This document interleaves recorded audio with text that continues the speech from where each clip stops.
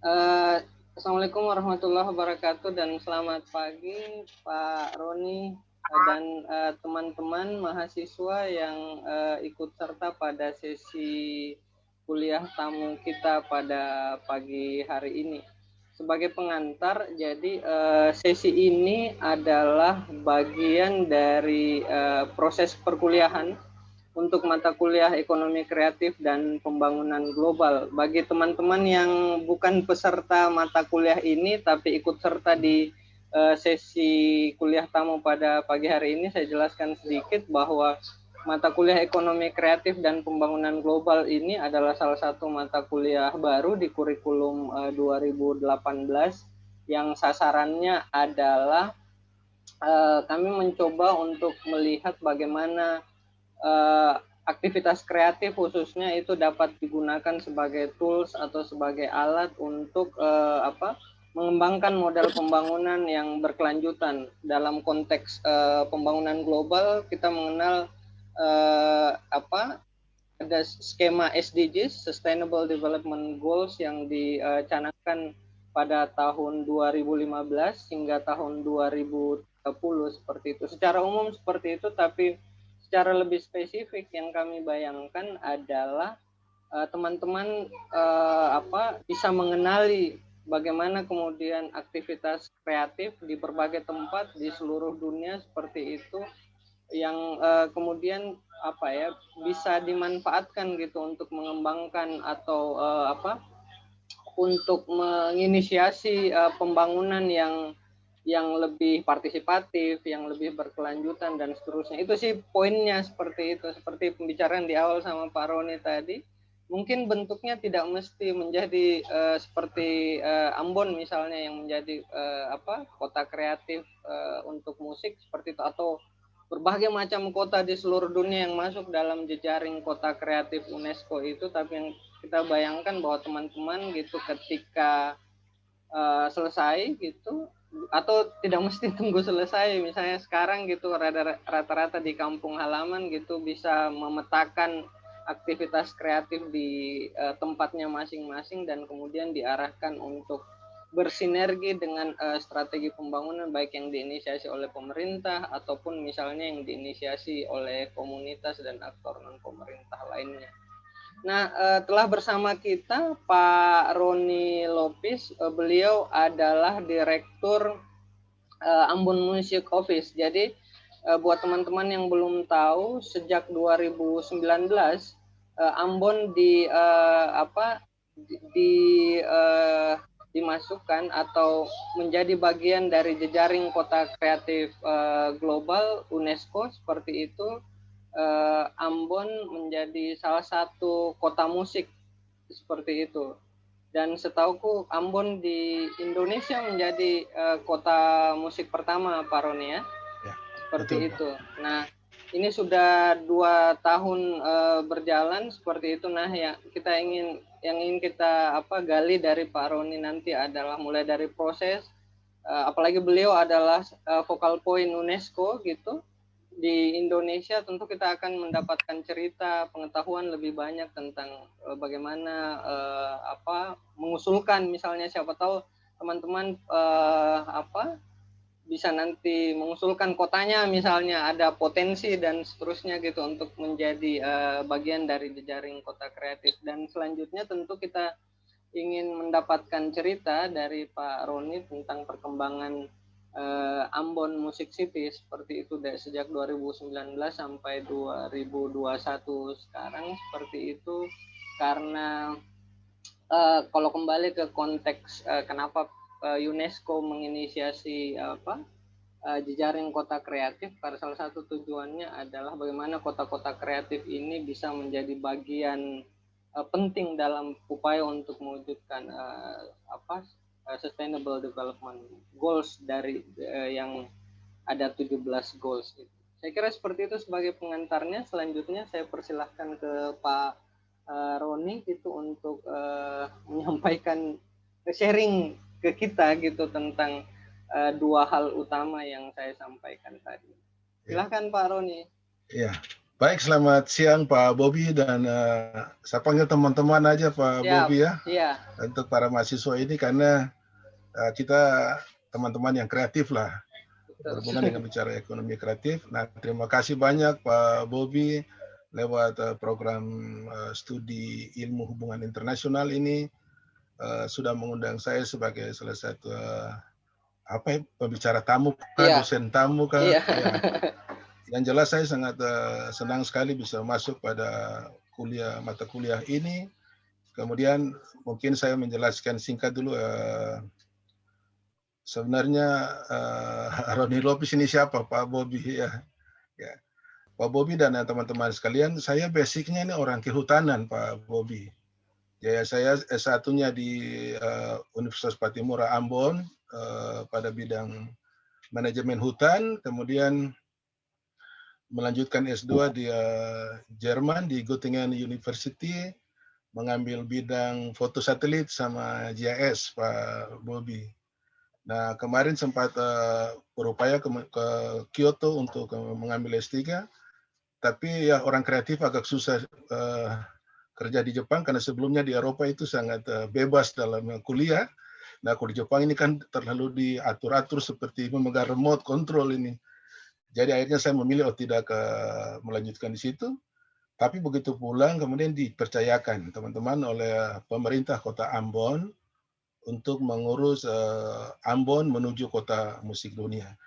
Jadi sehari-hari saya itu juga dosen di jurusan kehutanan Fakultas Pertanian Universitas Patimura Ambon, teman-teman. Jadi mesti dijelaskan dulu, nanti orang mulai berpikir apa hubungan antara kehutanan dan kerja kreatif, apalagi dengan musik. Nah, tapi part time-nya saya juga suka bermusik, Pak Bobi. Jadi kenapa juga dipercayakan oleh pemerintah kota untuk menyusun strategi kota musik dunia ini, karena memang basic saya di luar kompetensi tadi keilmuan itu sebagai orang kehutanan, juga musisi dan strata terakhir itu sebenarnya juri internasional pada Asia Pacific Choir Games, kemudian juri-juri nasional, tapi lebih banyak ke musik pop jazz, lalu choir, paduan suara gerejawi Pak Bobi. Nah, kira-kira itu basic, jadi berkiprah dari pemain musik menjadi penyanyi, kemudian bekerja dengan banyak komunitas, terutama yang berhubungan dengan musisi. Lalu yang terakhir itu menjadi juri internasional. Saya pikir itu sudah institusi tertinggi saya dalam bermusik. Ternyata dipercayakan lagi untuk mengurus kota musik. Nah, nanti kita lihat teman-teman bahwa mengurus kota musik itu tidak hanya mengurus bermain musiknya, tapi sebenarnya paling inti adalah bagaimana menjadikan musik itu trigger untuk mengembangkan subsektor lain di kota itu, ya, di kota yang kita tinggali, karena temanya nanti ini kan lebih banyak ke creative city. Mungkin pertimbangan kenapa kembangkan atau kenapa kota itu yang dikembangkan oleh UNESCO, karena memang prediksi bahwa sampai dengan 2030 itu sesuai SDGs itu Pak Bobi, hampir 75% penduduk itu akan tinggal di kota. Jadi kota itu menjadi identitas penting teman-teman untuk dibangun, ya. Dibangun. Karena orang tidak bicara ke provinsi, tapi lebih banyak bicara tentang creative city, ya, creative city. Karena pertimbangan tadi banyak akan tinggal di kota, dan kota itu menjadi sesuatu identity yang penting. Nah, untuk itu saya izin share presentasinya ya Pak Bobi ya. Iya Pak Roni. Ya.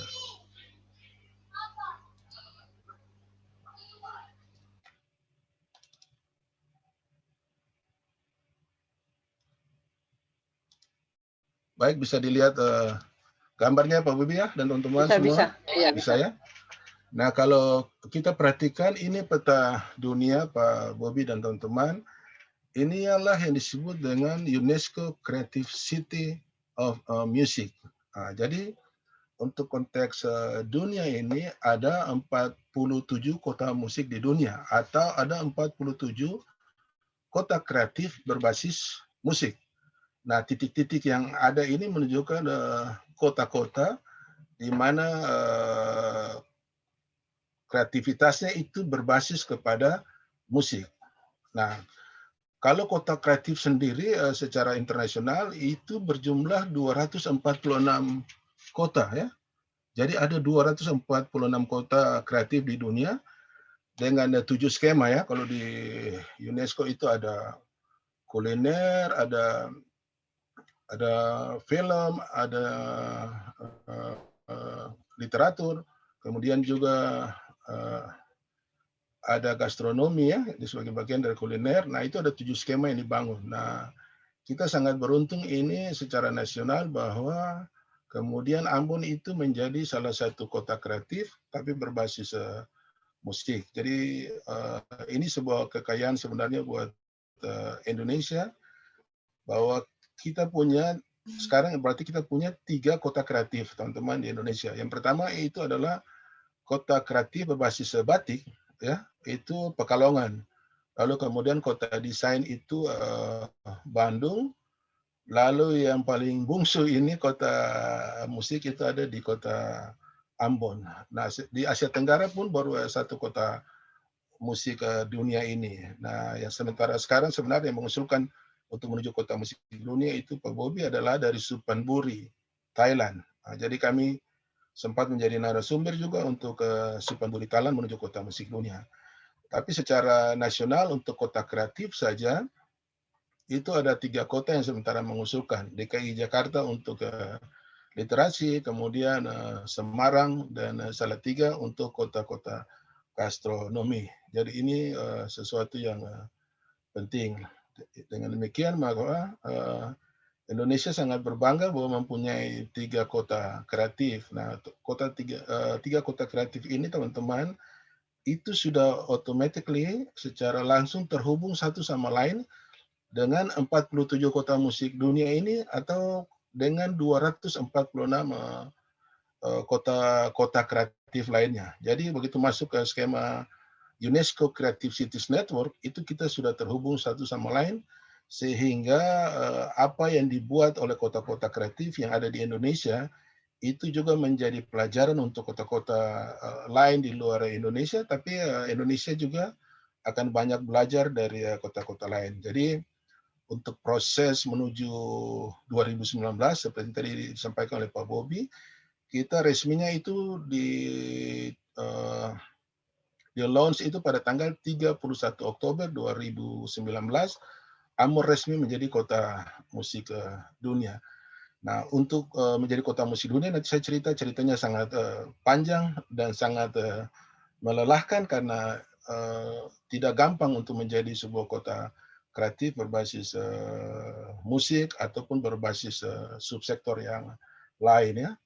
Nah, saya ingatkan dulu kalau di Indonesia itu ada 17 subsektor kreatif ya, itu sesuai skema dari Kementerian Pariwisata atau Badan Pariwisata dan Ekonomi Kreatif Republik Indonesia. Sementara dari UNESCO itu hanya ada 7 ya. Nah, ini adalah jejaring kami dengan kota-kota musik dunia lain dan juga berbagai institusi baik musik maupun kementerian yang terhubung secara langsung dengan Ambon Music Office di Kota Ambon. Jadi untuk menjadi kota musik dunia itu sebelumnya itu saya sempat berkunjung ke beberapa kota musik dunia lain itu Pak Bobi, juga ke kota-kota non musik. Misalnya saja kunjungan ke Thailand untuk gastronomi, kemudian ke Singapura untuk kota desain, sementara kota-kota musik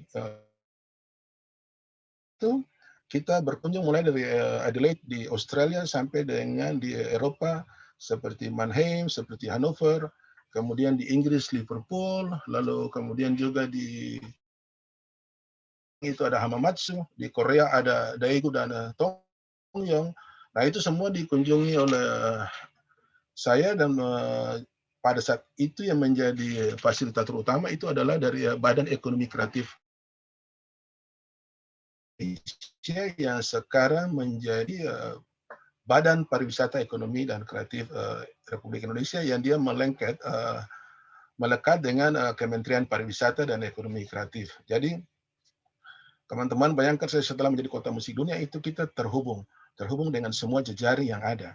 Jadi salah satu inti dari menjadi kota kreatif atau sebenarnya menjadi pekerja kreatif itu adalah kemampuan membangun jejaring dengan komunitas juga sampai dengan kota-kota lain ya.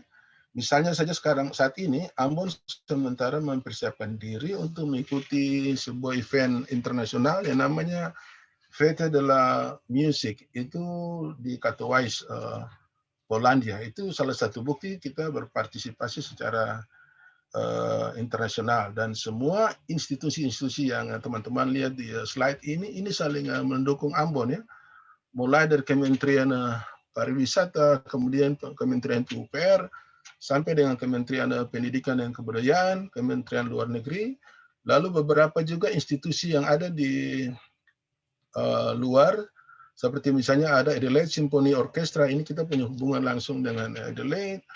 Lalu juga saya selalu menjadi pembicara pada Asian Cultural Creative Cities for Sustainable Development, lalu juga dengan Universitas Adelaide, kemudian termasuk juga dengan DPD RI, dengan Museum Musik Indonesia, lalu juga ada perpustakaan. Lalu yang paling penting itu Pak Bobi dan teman-teman, kalau secara nasional kita punya skema yang namanya UNESCO Creative Cities Network ya. Tapi secara nasional ya tadi itu internasional, secara nasional itu teman-teman kita punya apa yang disebut dengan Indonesia Creative Cities Network ya. Untuk saat ini keanggotaan daripada ICCN ini kurang lebih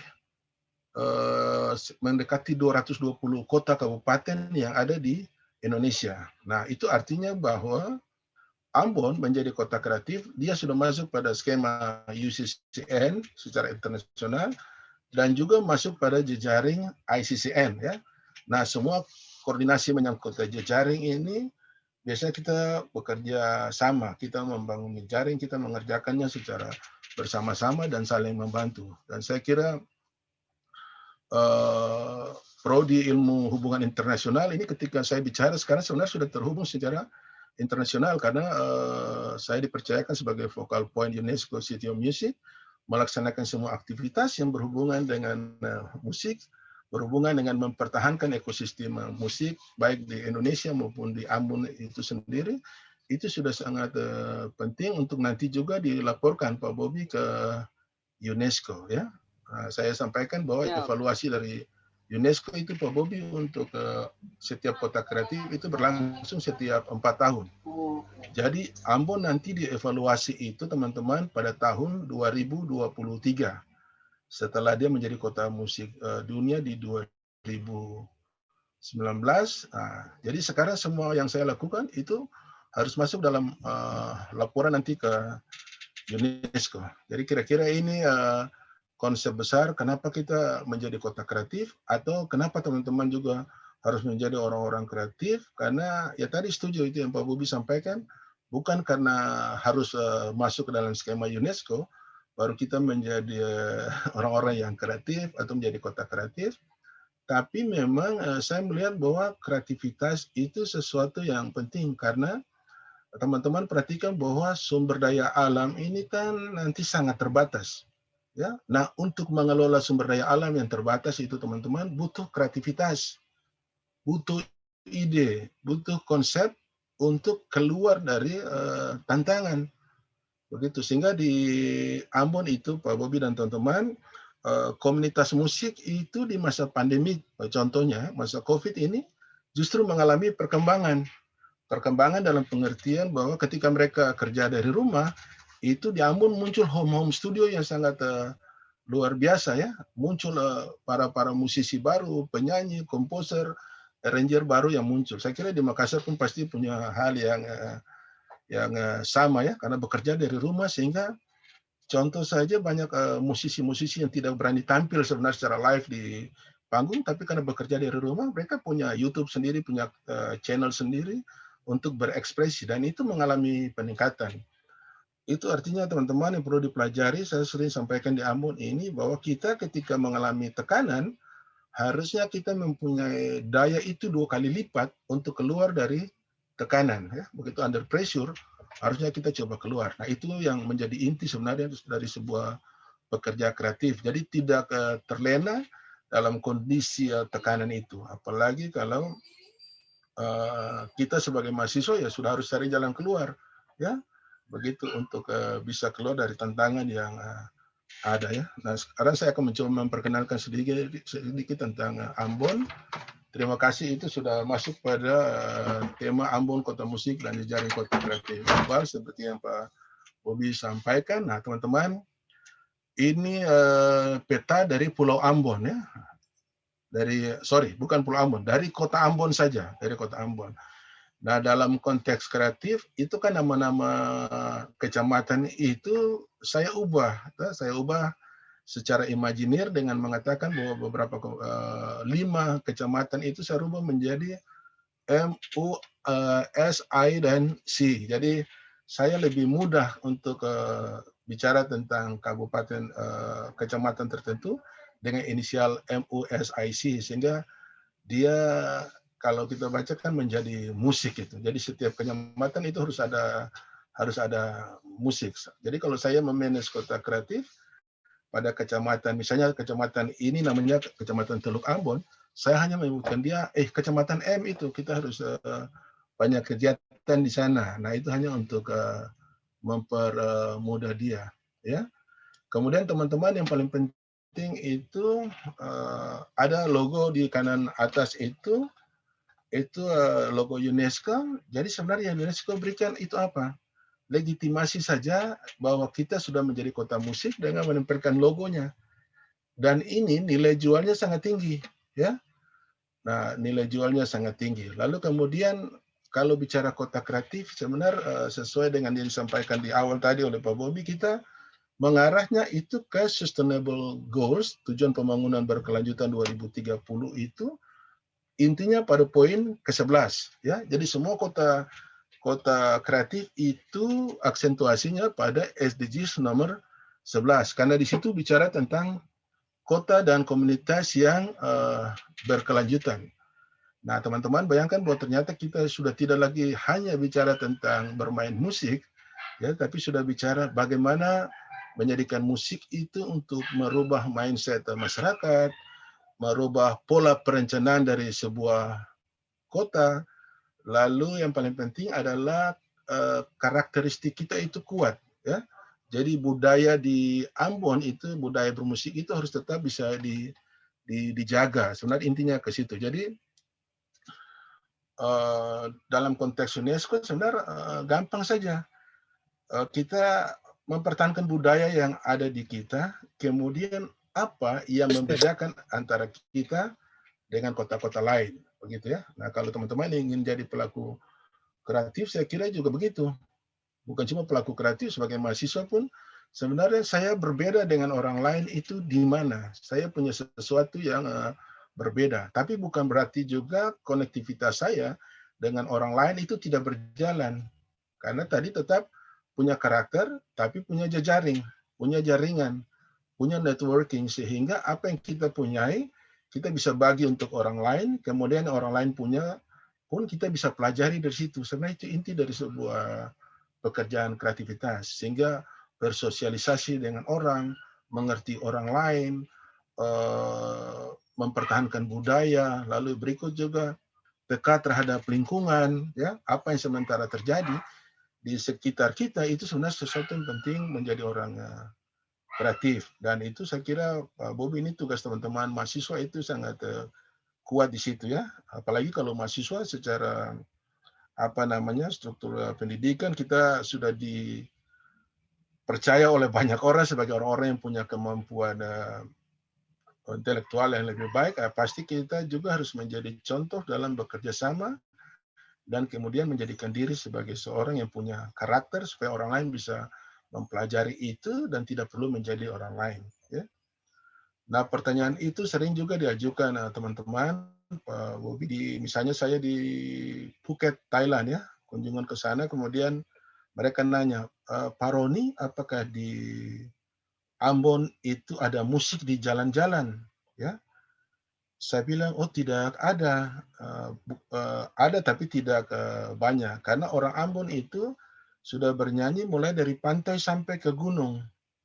Orang Ambon itu sudah menyanyi mulai dari dalam janin sampai waktu lahir sudah menyanyi terus sampai kematian. Lalu kemudian semua tempat itu diisi oleh musik, tapi bukan berarti harus punya ruang pertunjukan yang baik. Nah, itu artinya apa teman-teman? Bahwa kita tidak perlu menjadi kota musik atau menjadi kota kreatif dengan meniru Liverpool, ya, dengan meniru Adelaide atau meniru Korea. Kita tetap dengan karakter kita, ya, tetap dengan karakter kita. Oleh karena itu, kenapa kita menjadi kota musik dunia atau kenapa kita menjadi kota kreatif? Karena kita punya sesuatu yang lain. Nah, jadi kalau teman-teman lihat dalam peta kota musik dunia tadi ada 47 kota musik, itu masing-masing dengan karakternya, masing-masing dengan caranya untuk mempertahankan ekosistem musik di kota itu, tapi harus berakar kepada budaya. Nah, saya secara singkat itu menjelaskan begini teman-teman, Pak Bobi, bahwa teman-teman pasti tahu lah, Pak Bobi juga dan seluruh Indonesia pasti tahu bahwa orang Ambon itu orang-orang yang suka bernyanyi, ya, orang-orang yang suka bermusik. Nah, kalau kita lihat musik dulu buat orang Ambon itu hanya sebatas hobi, ya, sehingga ada idiom narasi budaya lama yang disampaikan begini, biar miskin tapi tahu senangsa dalam dialek Ambon, ya. Itu artinya bahwa biar miskin tapi dia tetap happy, dia tetap bahagia. Nah, ini kalau terus bertahan sampai dengan kondisi saat ini, saya pikir setengah mati nih untuk bisa cari hidup, untuk bisa mempertahankan eksistensinya di masa depan. Oleh karena itu, dengan menjadi kota kreatif, kita merubah idiom tadi menjadi cari makan jual suara. Tapi ini pun narasi-narasi atau lirik dari lagu-lagu Ambon yang ada sebelumnya. Kalau ada gerakan cari makan untuk jual suara, berarti kita masuk pada sebuah industri kreatif, ya, masuk pada industri kreatif. Nah, untuk bisa mencapai tujuan akhir punya industri kreatif yang baik, itu berarti harus ada basic kita pada ekonomi kreatif. Jadi misalnya saja di sini kita menggunakan istilah jual suara. Jadi kalau dulu cuma bernyanyi, orang bilang, "Aduh terima kasih, suaranya bagus," itu sudah cukup. Nah sekarang kita rubah bahwa setelah menyanyi harus ada royalti yang dibayarkan ke dia supaya pendapatannya secara pribadi ataupun institusi itu bisa berkembang. Jadi hobi kita rubah menjadi industri kreatif berbasis ekonomi kreatif yang kita punya.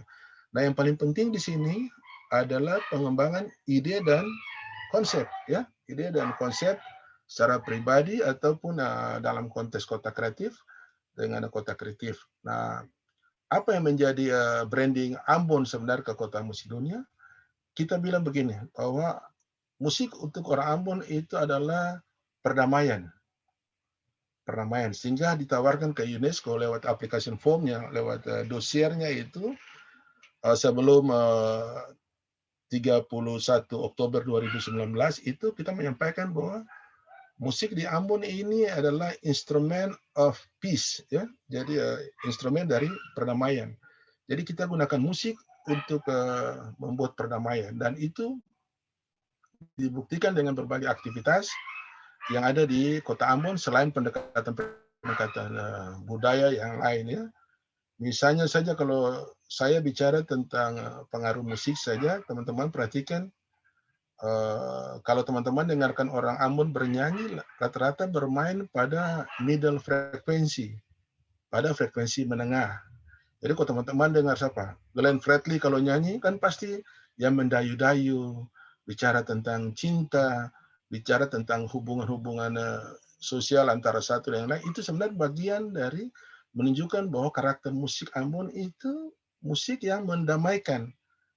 Jadi dia tidak bermain pada high frekuensi, tidak bermain pada low frekuensi, tapi bermain pada middle, sehingga middle frekuensi, sehingga orang betul-betul sangat tersentuh, ya. Itu bisa dibuktikan kalau dari sisi penyanyi, bisa dibuktikan kalau teman-teman ya pasti nggak ingat lah. Dulu ada yang penyanyi namanya Bruri Pesulima. Ingat Pak, Itu ingat. ingat Pak Bobi, ya? Iya. Kalau Pak Bobi mungkin masih tahu tuh, ya. Iya. itu Pak Bobi kalau dia menyanyikan kita langsung perasaan gimana. Misalnya dia nyanyikan begini, janganlah kau berkata benci, ya itu membuat orang langsung, aduh damai ya, aduh sangat senang. Sampai ke Glenn Fredly ya, teman-teman tahu lagunya Glenn Fredly nyali terakhir kan, belahan jiwa dekatlah kepadaku, ingin engkau tahu. Nah kayak begitulah. Itu ada frekuensi damai yang dia keluarkan. Nah, itu yang kita tawarkan ke UNESCO. Dan UNESCO melihat itu sesuatu, itu something yang perlu dijual untuk kota-kota lain di dunia. Karena tidak ada satu kota pun di kota musik dunia tadi bicara tentang perdamaian. Memang ada 2 kota, tapi dia basisnya bukan kepada ansih musik, kemudian juga pengalaman kota itu. Nah, teman-teman pasti tahu bahwa Ambon pernah punya konflik kemanusiaan yang berjalan cukup panjang. Nah, itu di situ sebenarnya tanpa kita terasa bahwa sebenarnya musik sementara bekerja di situ untuk membuat perdamaian. Contoh saja, saya merekam lagu-lagu Natal di masa konflik itu justru di komunitas Muslim, di studio komunitas Muslim, dan itu berjalan dengan sangat baik. Berjalan dengan tenang, semua musisi berkumpul di sana, kita sharing, diskusi. Pada itu dalam kondisi ada konflik lah. Itu artinya bahwa musik itu punya kekuatan universal, punya kekuatan yang kuat untuk membawa perdamaian, ya kira-kira seperti itu. Nah, lalu visinya adalah bahwa musik itu menjadi DNA dan intuisi. DNA ini karena memang Pak Bobi dan teman-teman, kalau kita lihat Ambon ini pendidikan musiknya itu sekarang mulai berjalan ya, tapi rata-rata musik itu muncul autodidak, kemudian alamiah ya, alamiah. Oleh karena itu tadi dia memang muncul karena ide dan konsep itu diberikan oleh Tuhan. Itu menurut pemahaman saya bahwa ide dan konsep itu diberikan oleh Tuhan, sehingga saya sangat yakin betul bahwa kalau teman-teman bekerja berdasarkan ide yang kreatif, itu yang kasih siapa? Yang kasih Tuhan, karena ide dan konsep itu tidak bisa diberikan oleh manusia. Nah, kira-kira itu. Nah, orang Ambon bisa bernyanyi padahal pendidikan musik kurang, tapi dia bisa langsung membuat harmoni dengan baik, dia bisa langsung merasakan musik karena diberikan ide. Konsep itu muncul dengan sendirinya. Itulah yang akhirnya kita sebut dia, Pak Bobi, sebagai intuisi. Selain tadi garis keturunan, tapi juga intuisi. Jadi melakukan segala sesuatu tanpa metodologi, tanpa sebuah analisis, tiba-tiba muncul bisa bermain musik, kemudian suka bernyanyi, kira-kira seperti itu. Nah, kalau kita rubah dari hobi tadi menjadi industri kreatif, maka sebenarnya sudah terjadi pertumbuhan ekonomi kreatif ya, pertumbuhan ekonomi kreatif di situ yang terjadi. Nah, jadi kenapa kita sampaikan ini juga ke UNESCO, teman-teman lihat ada analisis. Hanya 3 analisis yang penting ada di sini nih. Bahwa kita menyampaikan begini, bahwa circle of life atau siklus hidup dari orang Ambon itu yang tadi saya sebutkan punya DNA dan intuisi bermusik, itu mulai dari janin sampai dengan kematian itu terpapar oleh musik. Terpapar oleh musik. Ini dari masa janin ini orang tua di Ambon ya, itu tadi Pak Bobi suka muternya lagu-lagu Bruri, lagu-lagu Daniel Sahuleka, Ya, untuk menina bobokan bayi ya, atau sementara hamil itu pun mereka suka bernyanyi ya. Kemudian apalagi sudah lahir, ya, sudah lahir dikasih musik karena kebiasaan orang Ambon itu bangun pagi, mungkin setelah mereka berdoa mereka menyetel musik, mereka memainkan, memutar CD player ya, atau dulu pakai masih kaset piringan hitam itu. Lalu kemudian dari skala musik yang diperlakukan di situ adalah skala diatonik.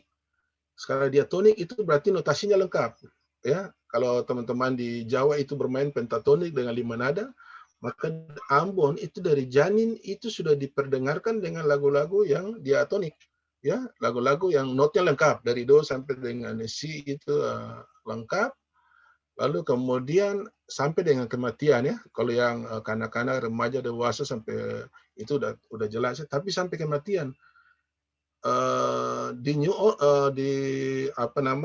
Orleans, saya lihat mereka bermain trompet itu, brass itu, section itu. Pada saat kematian itu Pak Bobi hanya mengantarkan jenazah dari rumah paling sampai di pekuburan, ya. Tapi di Ambon ini orang itu sudah mati 3 hari, 40 hari pun mereka masih bermain musik untuk itu. Karena ada ritual-ritual budaya yang dilakukan di situ, ya. Jadi kebiasaan hanya orang sudah mati 3 hari masih mainkan musik, 40 hari pun masih bermain musik karena dekat sekali dengan budaya. Lalu yang berikut, analisis yang kedua adalah music driven place making. Dari pantai sampai ke gunung itu sudah terpapar oleh musik atau suka bermusik. Nanti jenis musik seperti apa? Nanti teman-teman lihat ada musik Hawaiian, ada musik Totu Buang, ya semacam gamelan Ambon itu. Nah ini sudah terpapar di kota Ambon, ya, mulai dari pantai sampai ke gunung. Sehingga tadi saya sebutkan bahwa wah kita bukan tidak membutuhkan ruang-ruang pertunjukan, tapi ya sudah teman-teman di Ambon sudah, anak-anak Ambon itu sudah menyanyi mulai dari pantai sampai ke gunung.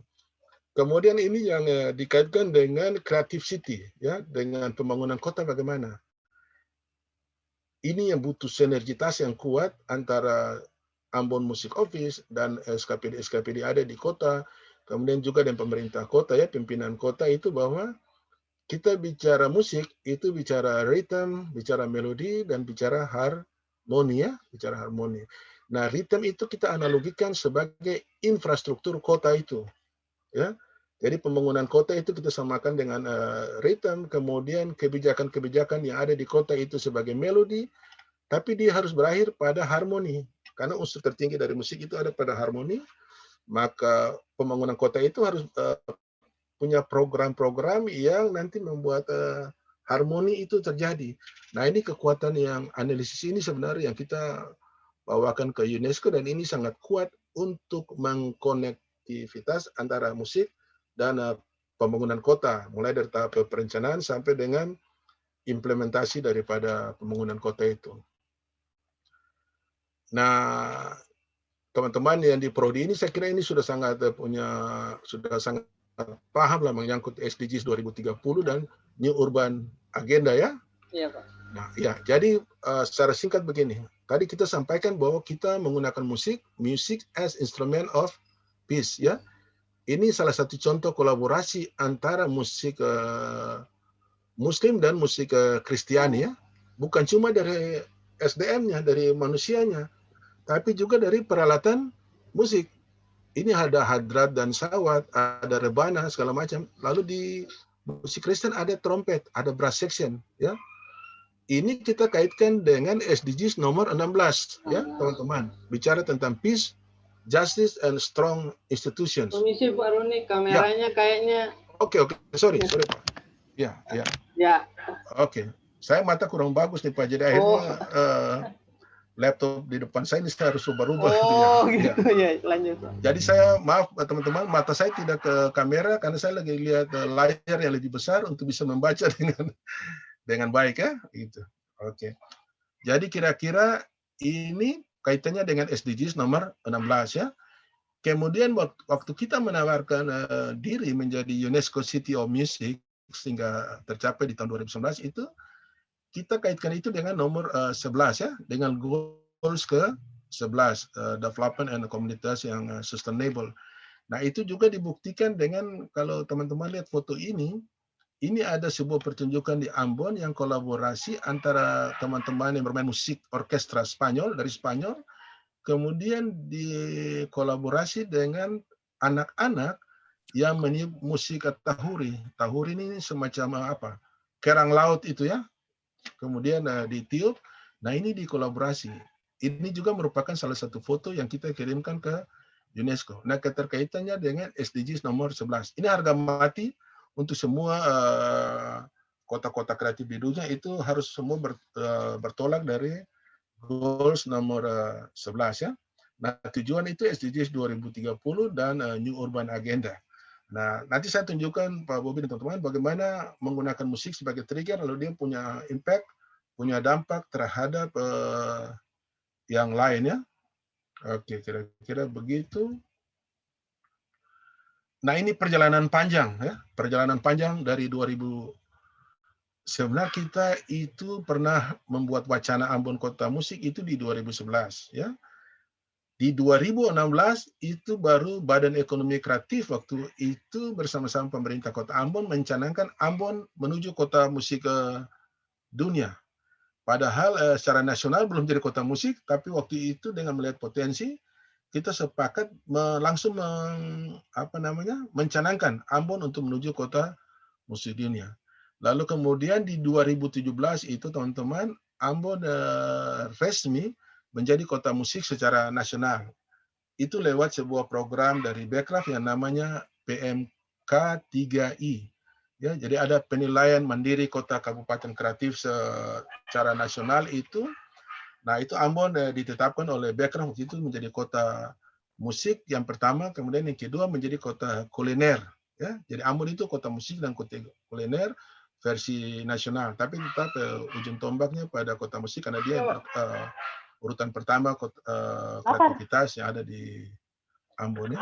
Lalu kemudian ini banyak kegiatan yang kita lakukan. Ada kunjungan kota musik, ada persiapan pengiriman aplikasi form ke UNESCO, kerjasama dengan berbagai stakeholders. Nah, kerja yang berdarah-darah itu, Pak Bobi dan teman-teman, itu mulai dari 2017 sampai dengan 2018 ya. Jadi jejaring yang kami bangun kerjasama itu baik secara nasional, baik juga secara internasional, itu ada di 2017 dan 2018 ya. Semua kementerian itu saya kunjungi, kemudian beberapa kota musik, lalu juga kota-kota yang ada di Indonesia untuk mempelajari bagaimana kreativitas yang dibangun di masing-masing kota, sehingga nanti di 2019 kita ditetapkan sebagai dideklarasi sebagai Ambon UNESCO City of Music. Nah, setelah itu masih ada lanjutannya. Setelah 2019, sekarang kita bekerja keras untuk menuju 2023 sebagai evaluasi yang pertama untuk Kota Ambon. Karena Bandung dan Pekalongan itu sudah dievaluasi oleh UNESCO dan mereka sudah lolos. Nah, Ambon mempersiapkan diri di tahun 2023. Nah, untuk kegiatan aktivitas kreatifnya itu mulai dari 2020 sampai dengan 2021 ini sudah sekian banyak yang kita bikin, tapi saya lebih banyak itu berorientasi teman-teman kepada bagaimana dokumen-dokumen perencanaan dan regulasi ya. Jadi pekerjaan kreativitas itu juga kalau dia mau berlanjut di kota itu harus dikawal oleh regulasi yang kuat. Kalau tidak nanti perubahan kepemimpinan itu dengan visi yang berbeda itu bisa saja merubah visi yang sudah ada dari sebelumnya ya. Jadi itu sangat riskan sekali, oleh karena itu perlu dikawal dengan regulasi yang kuat ya. Jadi ini beberapa regulasi ada perwali sampai ke Perda ya. Lalu secara referensi pun kita sudah punya buku branding Ambon Kota Musik Dunia, kemudian buku desain strategis rencana aksi. Kita bikin terobosan baru pariwisata musik. Lalu Ambon juga memenangkan inovasi terbaik ya, untuk 11 inovasi terbaik Kementerian PAN RB, lalu kemudian juga dibawa ke United Nations Public Service Award di New York. Ya, kemudian di 2021 ini yang paling penting adalah adanya kurikulum muatan lokal berbasis musik di tingkat SD dan SMP. Ya, lalu berbagai program-program live streaming itu pasti Pak Bobi lihat karena Pak Bobi search-nya juga di Google untuk mencari saya itu pasti ketemu banyak live streaming yang kita bikin untuk bisa menyatukan semua pendapat bahwa Creative City itu harus menjadi visi utama dari pembangunan kota itu. Lalu yang terakhir kemarin itu bekerjasama dengan Kementerian PUPR itu kita sementara berupaya untuk membangun infrastruktur di 10 objek wisata musik ya. Nanti saya bicara sedikit wisata musik. Nah, ini teman-teman lihat, ini dampak dari kota musik terhadap komunitas, terhadap modal kreatif, terhadap arena kreatif, terhadap fasilitas kreatif yang ada di Kota Ambon. Ini kalau teman-teman lihat, penyanyi solo berapa banyak, gitaris berapa banyak, pemain keyboard berapa banyak, basis sekian banyak ini. Nah, yang paling banyak itu teman-teman lihat di sini ada paduan suara, ya. Itu jumlahnya mendekati 780 di Kota Ambon. Ya, saat ini. Sebelumnya dia hanya 400 sekian, sekarang dia menjadi 780 paduan suara itu ada di Kota Ambon. Padahal ini kota kecil. Ini kita coba bandingkan dengan Hannover, ya, Pak Bobby. Hannover itu punya 400 paduan suara, dia bisa menjadi kota musik dunia. Sementara Ambon itu 780. Hanya bedanya 400 paduan suara di Hannover itu rata-rata data latar belakang pendidikan musiknya jelas. Sementara yang di Ambon ini lebih banyak ke autodidak, ya. Jadi teman-teman latihan paduan suara ini itu secara alamiah tiba-tiba bisa menjadi pelatih paduan suara. Kemudian teman-teman bisa bernyanyi dengan baik di paduan suara. Nah, itu semua rata-rata dibuat secara alamiah. Nah, sekarang setelah ada institusi, misalnya ada Institut Agama Kristen, ada Institut Agama Islam, baru musik mulai dipelajari ya secara metodologi begitu. Tapi sebelumnya itu dibuat secara alamiah. Nah, kemudian ada juga analisis teman-teman sekalian untuk jadi ada kerangka kerja sebenarnya Ambon Music Office itu kemarin bekerja sama dengan Indonesia Creative Cities Network. Itu kita bikin rencana pengembangan ekonomi kreatif di Kota Ambon. Jadi dari 2020 sampai dengan 2030. Nah, kita baru sampai di saat ini itu baru sampai dengan rencana pengembangan ya, belum sampai pada tahap mapan. Sehingga memang kalau di luar orang berpikir di Ambon sendiri pun banyak berpikir, wah ini kota musik, itu harus banyak orang bermain musik di jalan, kemudian royaltinya sudah harus jelas, itu butuh proses ya. Jadi memang pekerjaan kreativitas untuk mencapai tujuan itu tidak semudah membalikan telapak tangan. Kita harus punya visi, misi yang jelas, kemudian kita berada di tahap mana nih, ya. Oleh karena itu untuk menuju perkembangan itu kita harus ciptakan sistem, ya. Harus menciptakan sistem yang baik. Ini sekarang kita sudah dengan ICCN kemarin sudah mencetuskan bahwa kita untuk stakeholders itu, untuk para pihak itu tidak lagi bicara hanya pentahelix, tapi bicara hexahelix. Nah, yang ditambahkan itu adalah harus ada institusi anggaran yang kuat untuk membantu pekerjaan kreativitas, ya. Nah, itu yang biasanya agak sulit kita. Jadi teman-teman untuk bekerja kreatif itu kan pasti butuh biaya, walaupun bukan menjadi tujuan utama karena kita terus bekerja, tapi secara institusi mesti ada, kita tahu bahwa kita punya sasaran itu, anggaran bisa dapatkan dari mana. Oleh karena itu Bapak, Ibu, teman-teman sekalian, Pak Bobby, saya tadi banyak bekerja sama dengan kementerian itu karena kita tidak bisa hanya mengandalkan kepada PAD dari kota itu, tapi juga harus bekerja dengan kementerian ya. Ya. Nah, ini kira-kira kita lanjut sedikit bagaimana ekonomi kreatif itu yang kita maksudkan. Jadi munculnya ekonomi kreatif itu kan sebenarnya untuk sebagai sebuah sektor penggerak. Karena tadi saya sampaikan bahwa sumber daya alam kita sangat terbatas ya. Kita akan mengalami suatu masa di mana sumber daya alam itu sulit untuk kita gerakan karena keterbatasan. Nah, itu butuh orang yang kreatif. Ya, orang yang punya ide, orang yang punya konsep, lalu punya kemampuan melakukan terobosan baru untuk keluar dari kondisi yang ada. Jadi dia harus digerakkan oleh sumber daya yang terbarukan, bukan sumber daya yang alam yang sudah tersedia atau yang mati, tapi terbarukan. Lalu di Indonesia sendiri itu tersedia secara berlimpah. Jadi sebenarnya kita sudah bersyukur bahwa kita berada di negara yang kaya, tapi butuh lagi orang-orang yang kreatif untuk bisa menggali hal-hal yang belum ada, sumber daya yang masih terbatas tadi ya. Nah, sumber daya yang kita maksudnya yang mana tuh? Ini para mahasiswa, teman-teman sekalian, bahwa yang menjadi sumber daya dari kreativitas itu ada pada manusia muda dan kreatif, ya. Dan dia harus tersedia dalam jumlah besar. Nah, itu pula punya hubungan dengan apa sih yang dimasukkan yang kota kreatif atau apa yang ada di sebuah kota kreatif. Di sebuah kota kreatif itu harus ada adalah sangat banyak pelaku kreatif di kota itu, ya. Kemudian yang kedua, planningnya harus bottom up. Jadi harus dimulai dari komunitas, dari masyarakat, bukan top down planning, tapi bottom up ya.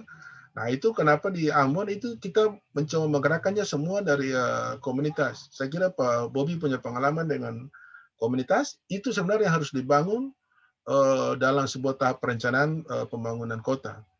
Kemudian sumber daya alam yang terbarukan yang berlimpah. Kalau kita tidak punya ini di kota itu, kita harus keluar dan mencari sumber daya alam yang lain yang ada di kota itu dengan ide dan cara berpikir kita. Lalu kemudian yang juga jangan dilupa bahwa semua harus bertumpu kepada budaya, ya, budaya yang unik walaupun beragam, tapi harus punya keunikan. Itu sangat penting untuk ketersediaan sebuah sumber daya kreativitas di kota itu. Nah, teman-teman nanti lihat bahwa setelah kita melakukan pekerjaan kreativitas itu, kita bekerja dengan apa yang disebut dengan ekonomi kreatif, karena kita menghasilkan anggaran dari situ, itu kita akan mempengaruhi aspek sosial di masyarakat, ya. Keterhubungan secara sosial itu akan berjalan baik. Kemudian aspek budaya itu tetap bisa dipertahankan. Kenapa? Karena kita bergerak basisnya pada budaya yang ada. Itu sebenarnya juga menjadi catatan dari UNESCO, Pak Bobi, bahwa jangan sampai kreativitas kita atau cara berpikir kita itu merubah budaya yang ada. Nah, contoh saja, untuk event di Ambon, untuk mengirimkan lampiran ke UNESCO itu misalnya, sebelumnya kita berpikir, wah ini harus kasih tunjuk event-event yang besar di kota Ambon. Misalnya saja ada slang bermain di kota Ambon, kemudian ada apa namanya penyanyi-penyanyi dari luar Ambon, ya, artis-artis internasional bermain di Ambon, itu yang kita tunjukkan dalam lampiran foto kita kepada UNESCO. Padahal ternyata yang UNESCO minta itu yang berakar dan berbudaya. Misalnya yang ditunjukkan di foto-foto itu adalah ibu-ibu yang lagi bermain suling bambu, ya, tadi bermain rebana dan trompet. Itu yang ditunjukkan. Jadi bukan yang tinggi, tapi sesuatu yang ada di tengah-tengah masyarakat menjadi budaya, dan itu akan menjamin sustainabilitas sebenarnya. Jadi untuk menjawab SDGs tadi, hal ini yang sangat penting bahwa kita tidak keluar dari karakter kita. Lalu yang berikut adalah dampak terhadap lingkungan, ya. Jadi lingkungan itu juga harus terjaga. Nanti saya kasih tunjuk bagaimana kita menjaga lingkungan dengan cara bermusik. Ini strategi saya kira tidak usah lagi untuk menjadi kota musik dunia. Nah, ini sebuah gambaran teman-teman bahwa di Kota Ambon itu potensi ekonomi kreatif di masing-masing kecamatan itu sudah ada, ya. Kecamatan Letisel yang tadi saya sebutkan sebagai MUS, I dan NC itu ada Kecamatan Letisel, ada Kecamatan Nusaniwe, Kecamatan Teluk Ambon, Kecamatan Siremau, Kecamatan Teluk Ambon Bagoala. Ini semua pelaku ekonomi kreatif itu sudah disurvei. Dan kita ternyata punya musisi dan penyanyi yang sangat tinggi, ya. Misalnya Kecamatan Letisel itu di sini musisi, kemudian ada penyanyi, lalu baru diikuti dengan kuliner, ya, baru subsektor yang lain. Nah, secara total dari 5 kecamatan ini digambarkan di sini bahwa ternyata kita punya 27% itu diisi oleh musisi, 23% penyanyi, baru diikuti oleh kuliner dan sektor-sektor yang lain. Nah, ini mengapa menjadi kota musik dunia, kota kreatif, karena memang dari survei yang kita lakukan, itu jumlah pelaku ekonomi kreatif dari musisi dan penyanyi itu sangat tinggi, baru diikuti dengan sektor yang lain. Nah, ini beberapa regulasi yang untuk mempertahankan keberlanjutan kota musik, mulai dari Perda tentang kota kreatif berbasis musik, ya, kemudian peraturan wali kota, lalu sekarang kita sementara bikin itu SK wali kota untuk objek wisata musik. Ini sementara dalam proses, teman-teman. Jadi wisata nanti saya jelaskan bahwa kita tidak berbasis objek, tapi berbasis musik, ya.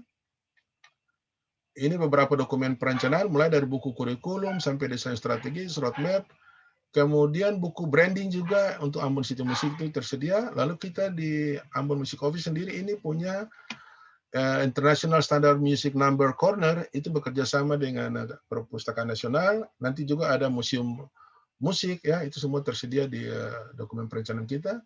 Lalu inovasi yang selalu kita ikuti itu topiknya Ambon City of Music. Nah, teman-teman kalau lihat di beberapa event kemarin virtual itu, Ambon memenangkan juga brand pariwisata terpopuler di tahun 2020 itu juga dengan tema Ambon City of Music ya. Lalu program unggulan itu hanya 2 ya. Jadi kita fokus kepada Sound of Green. Yang pertama, kenapa Sound of Green? Itu saya mencoba teman-teman, ini yang disebut dengan ide kreatif.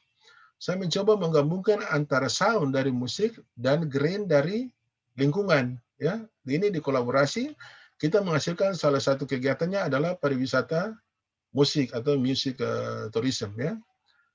Ini beberapa infrastruktur. Nah, ini untuk konsep Sound of Green itu saya sampaikan dia begini, Sound of Green itu sustainability environmental based on music. Jadi kelestarian keberlanjutan lingkungan, kelestarian lingkungan itu sangat tergantung dari bukan berbasis kepada musik ya, begitu. Nah, ini analisis yang dilakukan oleh mahasiswa juga di kehutanan untuk melihat bagaimana emisi karbon yang terjadi di Kota Ambon kali ini nanti berhubungan dengan Sound of Green. Jadi kita juga lakukan penelitian-penelitian Pak Bobi untuk sebuah program ini bekerjasama dengan unsur pendidikan ya, dengan Universitas Patimura, sehingga bisa lihat bahwa oh, lahan yang bervegetasi di Kota Ambon itu sekian persen pada kecamatan itu berarti butuh penanaman. Nah, situ musik menjadi trigger ya. Ini analisis kami untuk ruang terbuka hijau misalnya untuk pembangunan kota. Itu yang dibutuhkan pada masing-masing kecamatan itu sedemikian besar, itu bisa harus dicoba digerakkan oleh para musisi. Nah, ini contoh, teman-teman bekerja sama dengan Universitas Patimura, kita melestarikan bambu, kemudian ada workshop, ini saya coba meneliti untuk pembuatan suling bambu ya, teman-teman tahu suling bambu itu, dari satu batang bambu itu hanya bisa buat 2-3 suling, sementara yang sisanya terbuang. Nah, sisa terbuang itu yang kita waste atau limbah ini yang coba kita gunakan untuk menjadi merchandise segala macam. Ini bekerja sama dengan teman-teman dari Universitas Patimura.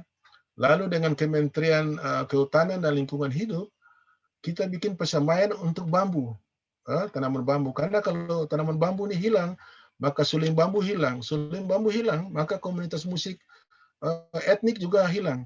Bambu hilang, hubungannya juga terhadap lingkungan, mitigasi bencana. Nah, ini yang disebut dengan bagaimana musik menjadi trigger untuk subsektor yang lain. Jadi kalau teman-teman di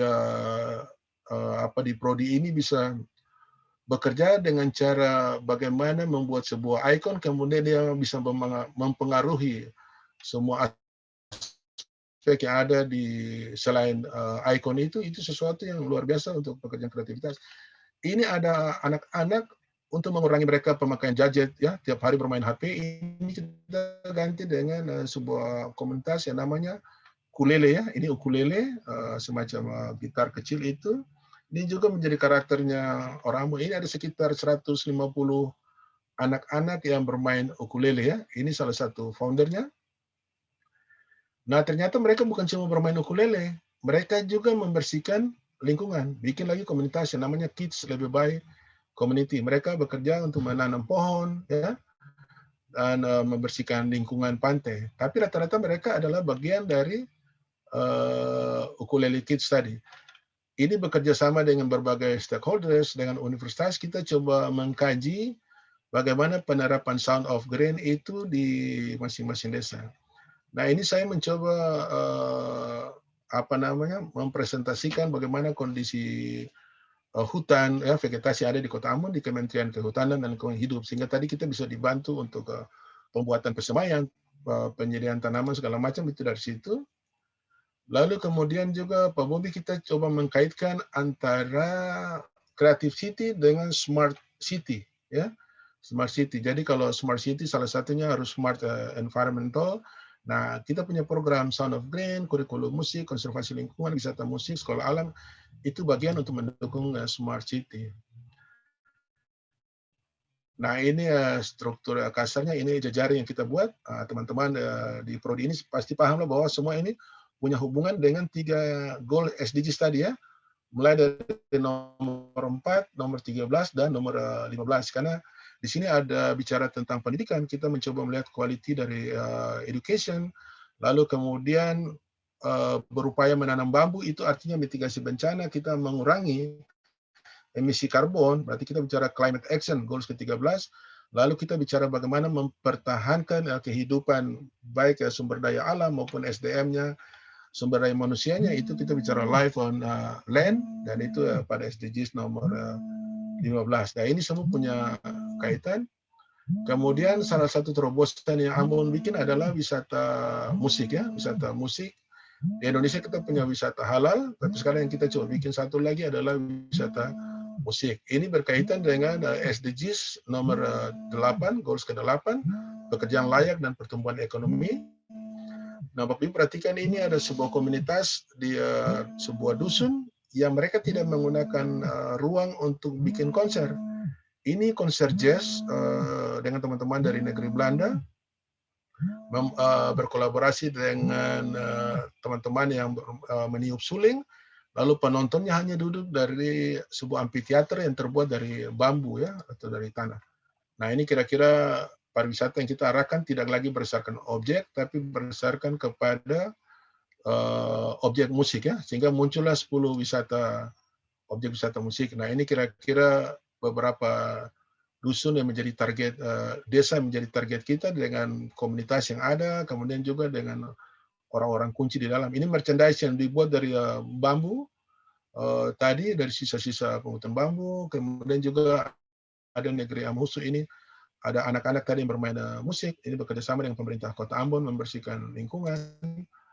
Ya, lalu kemudian ada studio rekaman yang lagu-lagu Ambon, kalau teman-teman tahu lagu-lagu Ambon yang sangat populer di Indonesia, itu rata-rata muncul dari sebuah studio kecil yang ada di Kota Ambon. Ya. Nanti setelah itu mereka punya studio sendiri, tapi rata-rata itu bermula dari sebuah studio di Kelurahan Waihaong, Silale. Nah, ini kita jadikan objek wisata. Jadi bukan cuma kepada alam yang bagus, tapi juga kepada studio. Ini ada beberapa negeri yang bermainkan musik, ada juga kolaborasi musik Islamik dan musik Kristen, ya. Kemudian ada sebuah kafe yang menjadi ujung tombak dari semua event-event hip hop, itu muncul di sini. Ini jadi objek wisata di Kota Ambon, ini bagian dari terobosan. Jadi semua objek itu tidak ke, tadi saya sebutkan bahwa tidak ke alam saja, ini ke orang ya. Ini ke maestro musik Hawaiian yang baru saja meninggal, ini usia 98 tahun, tapi dia berkolaborasi dengan Glenn, dengan teman-teman dari Slang, ya, punya rekaman segala macam. Ini ada seorang dosen yang tiap hari dia bikin alat musik, tapi dari bambu ya, sudah sekitar 30 alat musik yang dia ciptakan. Ini ada anak-anak yang tiup tahuri, berkolaborasi selalu dengan musik-musik internasional. Nah, ini ada tarian yang pengiringnya ini ada pengaruh dari Portugis, ya. Kemudian ada view pantai yang bagus, ini juga jadi objek wisata. Jadi yang disebut ide kreatif di sini sebenarnya bahwa kita tidak berbasis kepada objek wisata saja dari sisi lingkungan, tapi kepada musik. Indonesia belum ada, oleh karena itu kita sebut terobosan baru di Indonesia, tapi di luar negeri ini sangat banyak ya. Misalnya saja kamar dari Beethoven itu jadi objek wisata, dari Mozart, kemudian kubur dari Jim Morrison bisa jadi objek wisata, zebra cross yang pernah diseberangi oleh The Beatles pun menjadi objek wisata ya. Nah, ini pasar. Jadi waktu bikin kegiatan terobosan baru itu teman-teman kita udah harus lihat nih. Pasar kita di mana? Nah, Ambon punya sister city dengan Vlissingen Belanda, lalu Darwin di Australia. Ini menjadi pasar dari pariwisata kita. Kemudian kemarin saya bekerja sama dengan Suphanburi di Thailand untuk menjadi kota musik dunia. Ini pun bisa menjadi pasar untuk menjual wisata kita. Nah, lalu berikut pasar potensial itu teman-teman ada pada 47 kota musik tadi, karena sudah terhubung secara otomatis pada skema UNESCO Creative Cities of Music. Nah, ini semua dilakukan dengan pekerjaan kreatif, ya. Kreatif ini kurikulum musik yang sudah dibuat. Lalu ini pengembangan, sekarang sementara pengembangan untuk pembangunan infrastruktur, tapi teman-teman lihat bahwa infrastrukturnya semua itu berbasis alat-alat musik tradisional Kota Ambon. Ini misalnya disamakan dengan tifa, ini ada berbentuk piano, ya, ada berbentuk juga toto buang, nah, ini semacam gamelan. Yang di Ambon kita sebut dia Toto Buang. Saya tunjukkan dulu. Ini semua dalam perencanaan pembangunan kota yang berhubungan dengan kota kreatif tadi ya, dengan musik ya. Nah ini menjadi pekerjaan rumah dari Kementerian PUPR dan juga teman-teman dari OPD-OPD terkait ya. Ini sementara dipersiapkan sampai dengan ruang convention hall-nya. Nah ini sebenarnya dampak dari ikon kita yang sudah jelas sebagai kota musik ya. Mungkin saja kalau tidak ada ikon yang jelas itu agak susah untuk dikenal oleh orang. Nah ini contoh Ambon City of Music Center ini teman-teman, ini yang disebut dengan tahuri tadi, berbentuk apa namanya, kerang laut ini. Kemudian di sini nanti ada yang berbentuk piano, lalu ruang terbuka hijau juga dicatat. Nah idenya semua itu dari alat-alat musik ya. Jadi bangunan-bangunan tadi kalau teman-teman lihat dari bentuk piano itu diimplementasi dalam desain seperti ini. Kemudian gitar, lalu tahuri dalam bentuk desain arsitekturnya seperti itu. Nah ini untuk notasi misalnya ya, not balok itu kita mainkan di desain di bagian luar dari sebuah kantor ya. Nah kalau kita lihat dari atas itu sebenarnya bentuknya itu berbentuk gitar ya, berbentuk gitar. Nah ini ruangan-ruangan tadi. Ini kan kalau untuk konsep kota kreatif kita disebut dia sebagai kreatif hub ya, kreatif hub. Jadi semua aspek yang berhubungan dengan pekerjaan kreativitas itu dilakukan di sini. Nah ini diupayakan dibangun di tahun ini. Nah ini kira-kira nanti upaya untuk membangun juga kantor Ambon Music Office tadi Pak Bobby, ini juga bertempat di kreatif hub yang baru ini ya.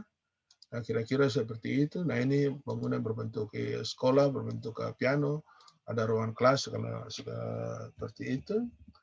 Nah sampai juga kepada mendukung dia dengan infrastruktur olahraga ya, sampai ke pembangunan stadion. Nah itu dampak dari kreatif city sehingga secara nasional semua diperhatikan ke Ambon untuk membangun kreatif city ya. Ini sampai juga dengan pembangunan terusan ya. Kemarin sudah ini terusan di Ambon semacam kanal untuk mitigasi bencana alam dan juga mencegah banjir itu dibangun, upaya untuk dibangun juga di kota Ambon. Nah kalau teman-teman datang ke Ambon pasti dari bandara itu ketemu ada sebuah tulisan yang namanya Ambon, tulisan berbentuk Ambon City of Music ya, kira-kira seperti itu. Itu artinya bahwa semua aspek perencanaan di kota itu harus diwarnai oleh musik, oleh kegiatan pekerjaan kreativitas. Lalu Pak Bobby dan teman-teman, seperti biasanya di dunia manapun, slide itu harus berakhir dengan terima kasih Pak. Saya kira untuk sementara itu Pak Bobby ya. Iya. Maaf kalau kepanjangan nih Pak. Iya. Ya. Oke, terima kasih Saya kira Pak. di situ Pak. Ya, terima kasih ya, Pak Roni. Saya kira penjelasan Pak Roni yang sangat komprehensif. Mohon maaf saya sudah ada back sound ini Pak karena sudah mau Jumatan. Oke Pak, ya. Jadi Pak atur waktu saya Pak ya. Ya, terima kasih sekali lagi buat penjelasan Pak Roni tentang Ambon City of Music. Jadi dari penjelasan Pak Roni yang sangat komprehensif, kesan pertama saya pribadi itu langsung kapan ya bisa ke Ambon ini, lihat apa yang sudah dilakukan khususnya 2 tahun terakhir gitu sejak Ambon jadi bagian jejaring kota musik global seperti itu. Dan yang kedua, saya kira teman-teman yang berapa bulan terakhir kita mendiskusikan tentang kota kreatif khususnya dalam sektor musik itu tentu sudah mempunyai gambaran yang komprehensif saya kira bagaimana mendudukkan praktek kreatif itu dalam kerangka atau dalam hubungannya dengan upaya untuk mewujudkan goals di SDGs gitu. Tadi sudah nampak jelas sekali misalnya ketika bicara goals yang ada hubungan dengan perdamaian, kemudian yang tadi pendidikan, kemudian sektor ekonomi dan yang lainnya itu jelas sekali. Khususnya di yang ada kaitannya sama climate change juga tadi, itu menarik sekali seperti itu. Jadi selama ini Pak Roni, ketika kita berdiskusi gitu, kita mengambil contoh misalnya kota-kota yang lain. Terakhir misalnya kita mendiskusikan Adelaide Pak Roni, gitu, karena mungkin mereka relatif lama gitu, dan saya lihat laporan per 4 tahunnya lengkap sekali seperti itu, dan itu yang coba kita buka dokumennya dan nemu berapa hal. Tapi saya tertarik dengan apa yang disampaikan Pak Roni, bahwa masing-masing kota kreatif itu punya ciri khasnya sendiri-sendiri. Tapi catatannya di soal ada tadi yang Pak Roni sebut fokus atau memperkuat apa yang ada di tengah masyarakat. Itu poin yang kuat sekali saya kira, dan saya kira semangat Creative City ya seperti itu gitu, memaksimalkan potensi yang ada di masyarakat, tidak top down gitu, tapi bottom up. Jadi apa yang sudah menjadi DNA masyarakat Ambon, yang sudah jadi keturunan dari janin sampai yang meninggal, sudah dekat sekali sama musik, itu kemudian potensi itu yang dikembangkan dan menjadi lebih sistematis gitu dengan adanya skema kota musik. Nah, Pak Roni, di sini teman-teman ada mengajukan pertanyaan di kolom chat. Yang pertama dari Ranti, dia bertanya tantangan yang dihadapi oleh Ambon menuju kota musik gitu, jaring kota musik. Apa ada tantangan terbesarnya? Kemudian dari Risa, indikator apa yang dipenuhi kota Ambon untuk memenuhi syarat sebagai kota kreatif musik UNESCO. Meski tadi sudah ada disampaikan juga di awal tadi, tapi mungkin Pak Roni bisa lengkap. Kemudian ada dari Dila, Pak. Apa ini? Saya mau bertanya, apakah yang membedakan kota kreatif musik Ambon dengan kota kreatif musik lainnya? Tadi juga sudah dijelaskan sih sedikit. Dan ini Sinta ini Pak, Sinta dari Ambon ya, kalau saya tidak salah. Ini mahasiswa Hai Unibos dari Ambon. Kayaknya sekarang juga dia masih di Ambon. Bukan Pak, bukan Ambon. Oh bukan ya? Oh ya, saya kira. Menurut Pak Roni sendiri, apa pencapaian terbesar kota Ambon sebagai kota kreatif musik untuk 2 tahun terakhir? Saya kira dari penjelasan Pak Roni tadi sudah nampak. Itu Pak, 4 pertanyaan dari teman-teman mahasiswa yang mungkin bisa direspon Pak Roni. Iya. Baik, terima kasih Pak Bobi dan teman-teman semua. Karena ada pertanyaan ini, sebenarnya tanpa sadar, teman-teman sudah memberikan spirit buat saya untuk tetap bekerja. Karena ternyata kerja kreatif ini tidak semudah membalik ke telapak tangan. Tapi saya sangat bersyukur bahwa di Prodi Ilmu Hubungan Internasional ini, teman-teman sangat peduli selain dengan hubungannya dengan keilmuan, tapi memperhatikan kreativitas. Dan itu tadi pertanyaan-pertanyaan itu membuat saya merasa, oh ya, apa yang saya kerjakan itu harus tetap dilanjutkan, dan kemudian karena ada perhatian sudah sangat membantu kami. Nah teman-teman, tantangan itu pasti sudah banyak ya, pasti sangat besar. Sebelum menjadi kota musik dunia dan setelah menjadi, itu tantangannya juga beda-beda tipis tuh ya. Tapi yang paling utama itu Pak Bobi dan teman-teman, nah karena kita berada pada unsur pendidikan ya, yang paling susah itu adalah merubah mindset semua aktor di dalam pentahelix tadi, terutama masyarakat dan pemerintah itu sendiri, ya, untuk mempunyai visi dan misi yang semua mengarah kepada Creative City. Nah, Creative City yang mana? Yang basisnya musik. Nah, oleh karena itu yang saya lakukan pertama-tama setelah Ambon menjadi kota musik dunia di tahun 2019 itu, teman-teman, saya bilang buat Pak Wali Kota, kita merevisi RPJMD-nya kota.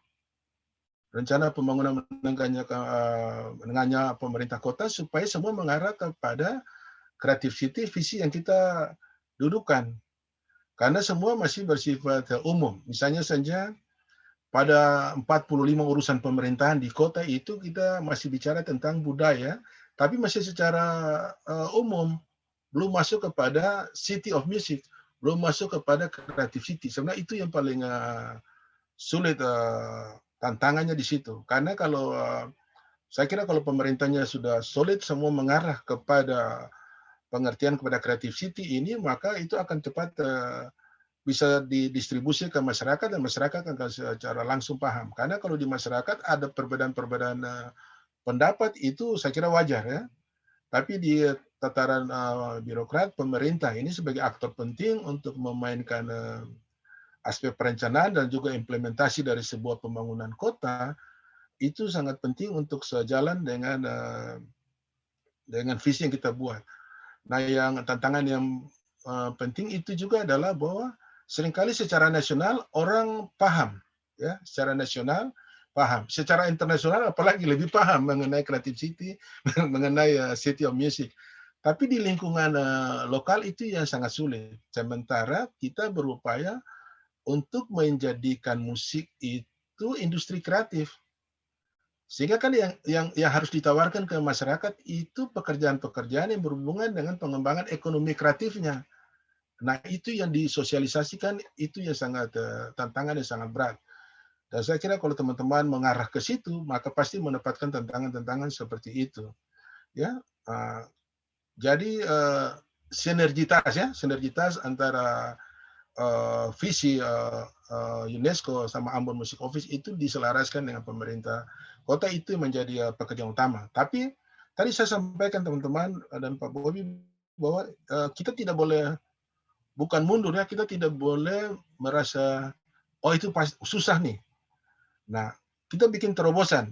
Contoh yang paling simpel Pak Bobi dan teman-teman sekalian, saya bikin live streaming, topiknya atau temanya frekuensi Roni. Jadi ada frekuensi Roni, ada Story the Lecker, kemudian ada Clara Corner. Nah, yang di frekuensi Roni ini tujuannya apa? Narasumbernya saya cari semua pejabat-pejabat yang ada di Kota Ambon maupun di provinsi. Kemudian perbincangan apa saja yang dibicarakan menyangkut tugas pokok fungsinya dia, itu saya coba kaitkan dengan Creative City. Saya mencoba melihat bagaimana dia melihat Creative City itu sebagai sebuah sinergitas. Kalaupun dia tidak punya pikiran ke situ, arah ke situ, tapi di dalam live streaming itu saya arahkan. Nah, karena teman-teman, ini saya bilang kerja kreatif ini dalam tingkat masuk ke, kan kapan saya bisa ketemu legislatif?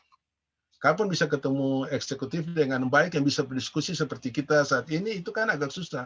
Oleh karena itu saya bikin live streaming, menghadirkan semua, kemudian ditonton oleh masyarakat, lalu kemudian saya taruh musik di situ, lalu kemudian kafe itu berkembang. Kafe itu berkembang karena ada jualan kuliner di situ. Ya. Nah, misalnya saja para kepala dinas yang datang menjadi narasumber pada live streaming itu diharuskan membawa orang datang ke tempat live streaming. Dengan demikian maka dia akan membawa stafnya. Nah, mereka makan semua itu di kafe yang kita bikin. Jadi saya punya program itu bikin di kafe. Nah, ada beberapa kafe yang menjadi target kita, itu yang teman-teman bisa pelajari bahwa ternyata dengan menghadirkan musik di situ pengunjung kafe jadi banyak. Ya, bikin live streaming di situ, lalu kemudian ada perlakuan musik, orang jadi banyak datang gitu ya. Nah, kira-kira seperti itu. Jadi tadi yang paling sulit itu ya Pak Bobi. Yang sulit-sulit yang lain itu saya kira sebagai pekerja kreatif kita harus tetap cari jalan keluar, dan itu terus dipikirkan sampai terbawa mimpi Pak Bobi untuk bisa menyelesaikan masalah-masalah kreativitas. Karena ini juga saya kira kalau teman-teman ini sudah mengerti, karena tadi Pak Bobi sampaikan kuliahnya sudah program studi yang bicara yang baru juga tentang ekonomi kreatif, ini sangat penting. Lalu indikator-indikator tadi saya sudah sebutkan bahwa sebenarnya salah satu yang penting itu budaya bermusik. Jadi intinya begini, kenapa UNESCO mau menetapkan Ambon menjadi kota musik dunia versi UNESCO itu, karena dia sudah tahu bahwa dari penjelasan kita, dari aplikasi dosier yang kita kirim, dokumen yang kita kirimkan, dia sudah tahu pasti bahwa budaya itu budaya musik. Nah, kalau budaya itu musik, maka sulit untuk hilang dari masyarakat itu. Maka kalau bicara mempertahankan ekosistem musik sebagai bagian dari menjaga jejaring kota musik dan mengisi perkembangan setelah menjadi city of music, itu dia tidak ragu karena menjadi budaya. Padahal kan begini nih Pak Bobi, musik ini kan sebenarnya dilihat sebagai seni. Orang kan di atas strata itu kan budaya, di bawahnya berada seni. Musik kan seni nih. Tapi saya selalu mengatakan begini, bahwa orang Ambon, musik itu bukan cuma terbatas seni, sudah merupakan budaya. Karena daily activity-nya itu, aktivitas kesehariannya sangat dekat dengan musik. Jadi kenapa saya bilang bahwa kita harus berbeda? Karena berakar kepada budaya. Dan saya yakin misalnya Makassar punya budaya yang berbeda. Itu yang ditingkatkan. Ya. Ada satu filosofi Pak Bobi yang disampaikan oleh orang UNESCO dari Mannheim yang datang ke Ambon ya, datang ke Ambon. Begitu saya antar dia ke bandara, dia bilang begini, Roni, Sopi is Sopi. Teman-teman, Sopi itu minuman keras ala Ambon ya, yang ya pasti tahu lah. Dia bilang begini, Sopi is Sopi. Sopi, not Heineken beer. Nah, waktu itu saya belum mengerti, teman-teman, Pak Bobi. Oh, ternyata dia punya maksud, kalau Sopi, Sopi saja. Jangan Sopi ingin menjadi seperti Heineken beer. Heineken beer ini kan punyanya Jerman nih. Kenapa harus menjadi Heineken beer? Jadi tetap dengan Sopi. Tapi apa yang bisa dikembangkan dari situ? Nah, itu saya pulang pikirkan. Oh, ternyata UNESCO itu inginkan adalah kita berbasis indikatornya pada budaya. Itu selesai itu. Karena seringkali teman-teman, kita kan selalu berpikir yang tinggi. Oh, ini kalau di tingkat dunia ini kita harus sama dengan Liverpool, harus sama dengan Korea. Itu yang pertama, sulit dikejar kalau kita mengarah ke situ. Jadi harus punya strategi baru yang di tempat lain tidak ada. Misalnya begini, saya sudah pelajari. Pak Bobi itu Adelaide, itu kan kota kreatif pertama, kota kreatif musik pertama. Ya. Dia punya Adelaide Festival Center, ya. Dia punya Elder Conservatorium yang bicara tentang bagaimana juga membuat timbre warna suara itu bisa diciptakan sendiri. Nah, saya sudah kunjungan ke sana tuh Pak. Kemudian dia punya Adelaide Symphony Orchestra, ya. Itu mereka menggabungkan musik tradisinya Aborigin dengan musik modern ya. Kemudian yang hebat di Adelaide itu mereka punya Adelaide Festival Center. Kalau Indonesia sebesar apa ya, Senayan kah begitu. Tapi semua aktivitas itu dilaksanakan di sana dan kota itu betul-betul dibangun karena pengaruh musik. Nah ini nanti ini supaya juga bisa menjawab beda-beda kota kreatif nih. Ini berbeda dengan Hamamatsu. Saya ke Hamamatsu itu mengunjungi tempat lahirnya Yamaha. Ya, jadi di Hamamatsu itu ternyata apa? Industri musiknya yang berkembang. Yamaha, produk Yamaha dilahirkan dari sana. Kemudian Kawai, ya, kemudian Kawai dibuat di Hamamatsu. Nah, berarti dia lebih banyak kepada pembuatan alat musik. Itu sudah beda tuh dengan Adelaide. Kasus yang lain itu di Daegu, Korea Selatan ya. Daegu itu focal point seperti saya ini Pak Bobi, di Daegu itu justru orang Jerman, bukan orang Korea saja. Nah, karena dia sudah besar di Daegu, di Korea, nah musik yang di sana itu dia gabungkan antara musik tradisi Korea dengan musik klasiknya Jerman. Itu jadi sesuatu tuh. Lalu begitu ditampilkan, wah ini jadi aneh nih. Jadi sesuatu yang berbeda dengan Ambon misalnya.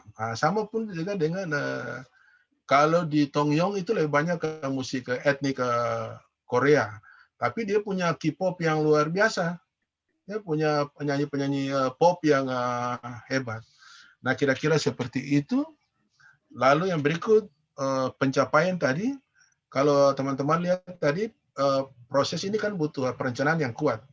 Nah, selain event, selain kegiatan-kegiatan lain, Pak Bobi dan teman-teman, saya sebenarnya untuk tahap awal ini lebih banyak fokus kepada menyiapkan dokumen perencanaan. Ya, sampai dengan 2021. Jadi 2020 sampai dengan 2021. Dan regulasi. Yang tadi saya sebutkan di perbincangan kita bahwa regulasi ini sangat penting.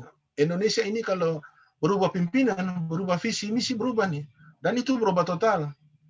Apalagi kalau pemimpin yang baru tidak suka sama yang lama, itu pasti berubah tuh. Nah, coba teman-teman bayangkan itu berubah, maka visi kita tentang kota kreatif tadi juga ikut berubah.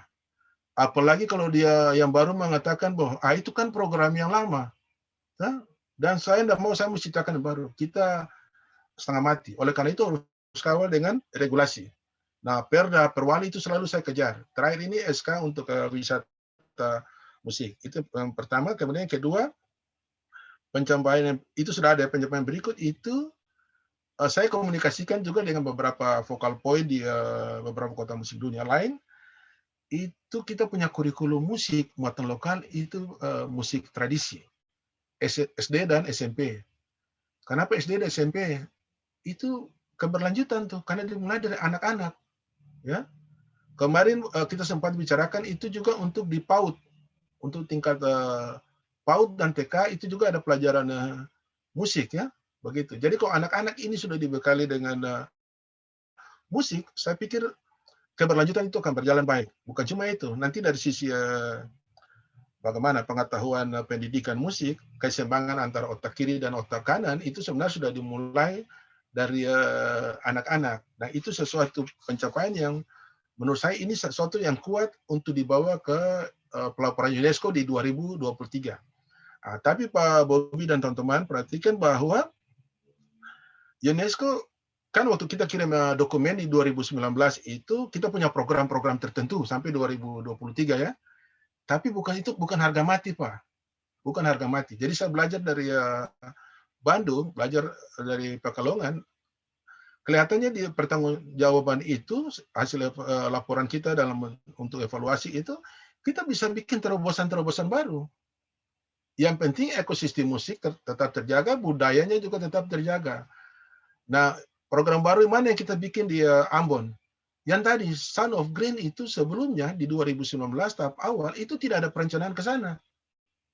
Tidak ada perencanaan untuk bikin kegiatan itu. Tapi dalam perjalanannya, saya melihat begini, waduh, Ambon ini kota kecil. Hanya 377 km persegi, Pak Bobby.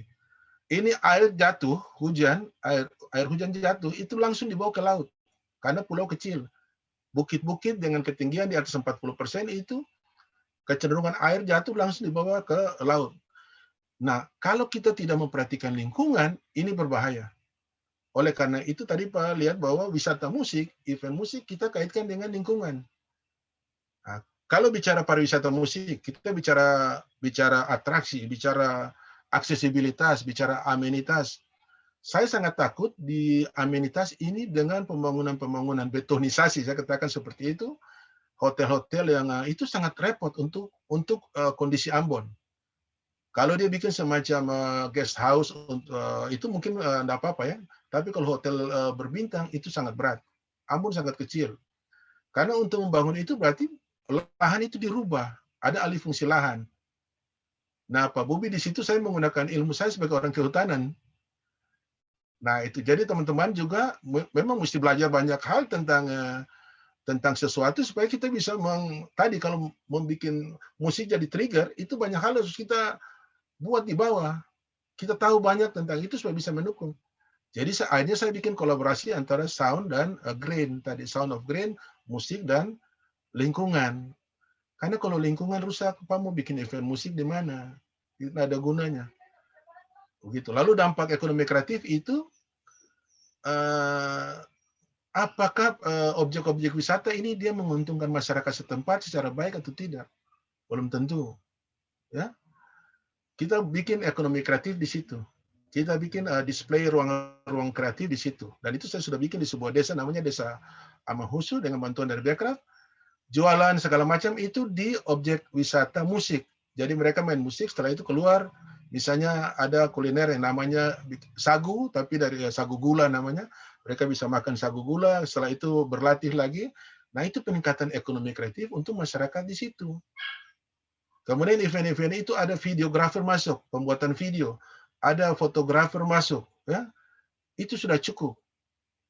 Nah, kalau rubah dalam bentuk fasilitas yang berbentuk beton segala macam repot. Karena nanti kalau kita kaitkan lagi dengan smart city, kita kaitkan dengan green city, maka ini repot. Nah, saya belajar itu Pak Bobby dari Singapura. Singapura itu vertical plan pada semua gedung kan sudah wajib. Jadi semua gedung harus ada tanaman, ya.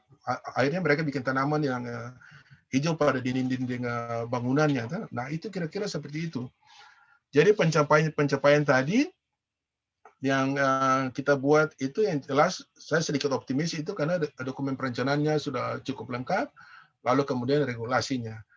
Tapi nanti di 2023 sebenarnya inti kita tadi dari hasil pekerjaan ekonomi kreatif itu mengarah kepada industri kreatif. Nah, itu yang perlu butuh waktu, Pak Bob, karena ya kemarin peraturan Presiden nomor 56 tahun 2021 itu menyangkut royalti untuk para musisi misalnya, itu kan juga belum bisa berjalan dengan baik. Butuh operasional regulasi seperti itu kan supaya penyanyi dibayar dengan layak. Ini kan masih standarisasinya masih belum lengkap ini, Pak Bobi. Ya, demikian Pak dan teman-teman sekalian.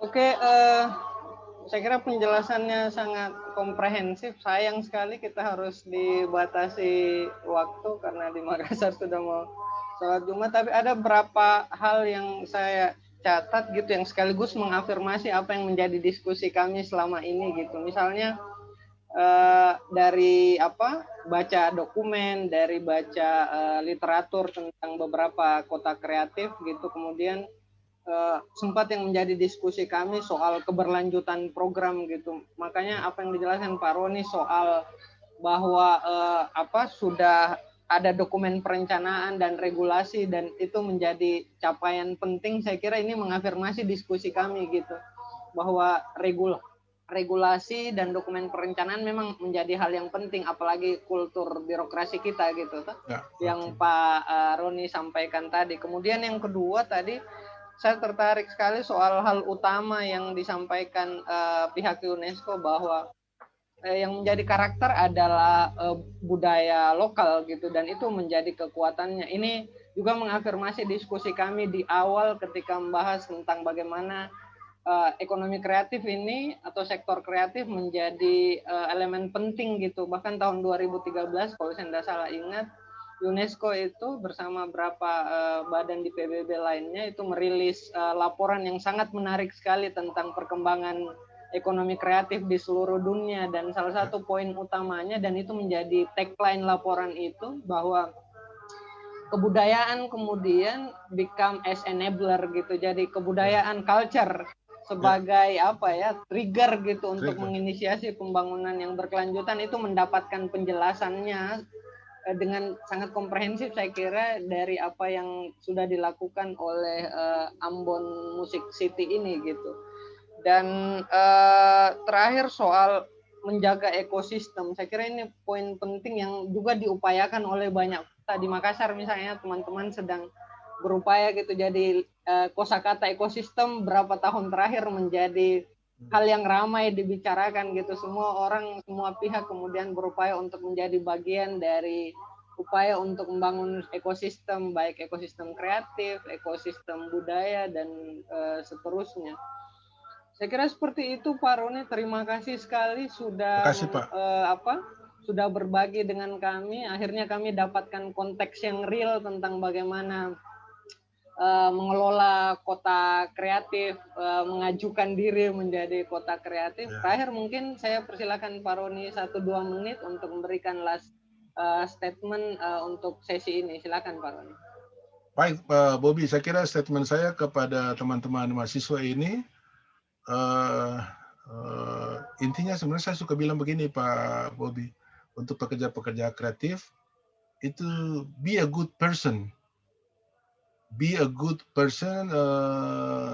no waste your time for proof it. Jadi orang yang baik saja, jangan buang waktu untuk membuktikan itu ke orang lain lah. Iya. Jadi bekerja kreatif, kembangkan ide, konsep. Nah, kemudian saya kasih tahu buat Pak Bobi dan teman-teman itu, saya setiap bangun pagi, setelah berdoa pagi, itu saya bertanya Tuhan begini, apa yang bisa saya buat untuk banyak orang? Saya kira inti di situ. Jadi apa yang bisa saya buat untuk banyak orang? Nah, saya kira kalau pertanyaan ini menjadi pertanyaan teman-teman semua, apalagi akademisi, kita akan bisa banyak berbuat untuk banyak orang, dan jangan buang waktu untuk menilai satu sama lain. Just do it, bikin apa saja yang kita bisa bikin, itu pekerjaan kreatif, Dan saya setiap hari memikirkan bagaimana bisa berbuat sesuatu untuk banyak orang, sehingga kota yang kita tinggali itu menjadi kota yang menjadi sesuatu untuk banyak orang yang tinggal di dalamnya. Apalagi dari ilmu hubungan internasional, saya yakin prodi ini pasti sangat maju karena ekonomi kreatif itu sekarang menjadi ujung tombak dari Sustainable Development Goals ya, Pak. Teman-teman yang masuk di prodi ini saya kira sangat beruntung, dan Pak Bobi ada komunikasi atau diskusi, saya siap untuk membantu sebagai Direktur Ambon Music Office, tapi juga sebagai focal point of UNESCO City of Music. Oke. Terima kasih. Terima kasih Pak Roni. Harapannya juga ke depannya kita bisa kerjasama. Apalagi mata kuliah ini kami sajikan setiap tahun gitu di semester genap. Jadi tentu harapannya baik dengan Ambon Music City gitu maupun dengan UNESCO, khususnya yang focal point di Indonesia, kita bisa bersinergi gitu. Mungkin kedepannya bisa ada riset bersama atau mungkin ada kunjungan ke Ambon kita nanti gitu. Siapa? Jadi, siap. Saya tunggu Pak. Iya, bisa apa ya, yang saya membayangkan kita ada proyek tulisan gitu, karena menurutku penting didokumentasikan gitu secara buat narasi gitu untuk khususnya kaitannya sama studi kami gitu. Kami selalu merasa penting untuk menemukan best practices gitu, bagaimana bagaimana daerah misalnya gitu atau aktor subnation seperti itu bisa mewujudkan strategi pembangunan global atau pembangunan berkelanjutan dengan maksimalkan potensi daerahnya. Ya. Siapa Bobi? Iya. Semoga bisa nanti direspon oleh ya, Pak 1 jam saja penerbangan tuh Pak, 1 jam lebih saja. Oke. Berikutnya teman-teman, sesi terakhir kita berfoto dulu bersama Pak Roni. Silakan diaktifkan kameranya, cam on gitu, dan nanti Ihsan yang kasih aba-aba. Tapi Pak, boleh mungkin di stop dulu share screen-nya. Ya, share screen-nya. Ini bagaimana cara stopnya? Dari Pak Roni mungkin ya. Oke, sudah. Siap. Ya. Silahkan. Dikasih apa-apa San. Ya. Ya. Tunggu belum on cam semua. Ratu. On cam teman-teman. Nanti kita laporan di UNESCO ini. Ya, iya Pak. Nanti Pak Bobi kirim ke saya juga fotonya ya. Siap. Ya. Bisa kirim WA juga Pak. Siap. Ya, oke ya. Ya, silakan. 1, 2, 3.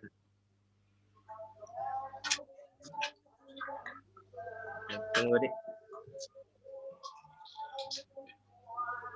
Ini salam kreatif nih Pak Bobi. Oh, bagaimana gini deh? Oke, siap. Ya. Lagi kah? Lagi. Ya, 1 kali lagi. 1, 2, 3. Oke, slide berikutnya sudah Mika? Masuk semua? Pak, langsung full nih. Oh iya, oke, siap. Satu ini. Oke, terima kasih. Satu lagi. Makasih teman-teman yang sudah ikut serta. Sampai jumpa di sesi berikutnya. Terima kasih sekali lagi Pak Roni. Sampai jumpa, selamat siang. Assalamualaikum warahmatullahi wabarakatuh. Waalaikumsalam warahmatullahi wabarakatuh.